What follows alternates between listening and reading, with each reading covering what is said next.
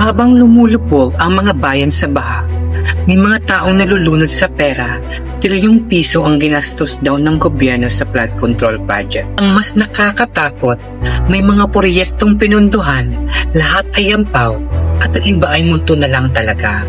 Sa tingin mo, ilan ang mas delikado, baha ng tubig o baha ng korupsyon? Ayon sa Commission on Audit, mula 2017 hanggang 2024, mahigit 331 bilyon ang nilaan para sa flood control project.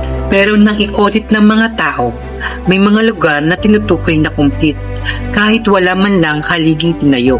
Mga ghost project na kasing linaw ng putik nakasulat sa papel pero wala sa realidad, at may mga kontraktor daw na pare-pareho lang ang address ng bank account. Kung ganito kadali gumawa ng ghost project, gaano karami pa kayang multo sa ating budget? Tuwing may bagyo, may bagong proposal. Tuwing siklo ng panlilinlang kung saan ang proyekto ay hindi para protektahan ang tao, kundi para protektahan ang bulsa ng ilan.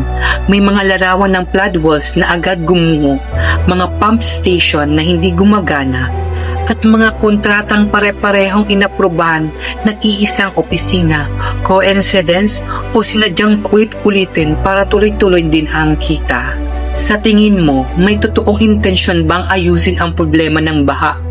O ginagamit lang itong dahilan para maglabas ng pondo? Hindi ito bagong kwento noong dekada 70s pa. May mga flood control projects sa Pasig River na sinimulan pero tumagal ng mahigit 14 na taon hanggang matapos.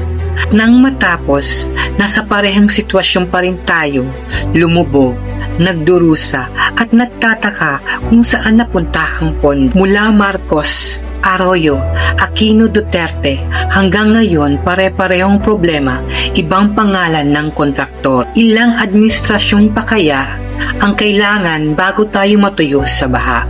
Ang tunay na bilyant dito, hindi lang ang ulan, hindi rin ang bagyo, kundi yung mga taong ginagawang negosyo ang kalamidad.